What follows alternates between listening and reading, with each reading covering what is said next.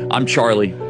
My faith cost me my life, but now I stand forever in glory with those who also stood firm. So at this time, I'd like to introduce you to some of my brothers and new friends. My name is Paul, and I was beheaded for the gospel of Jesus Christ. My name is Andrew, and I was crucified for following the cross of Christ.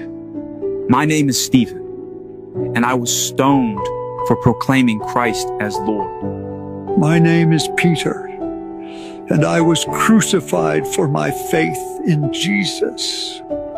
My brothers and sisters, root yourself in a Bible-believing church. Pray for your enemies, for our battle is spiritual. It's time to awaken your faith.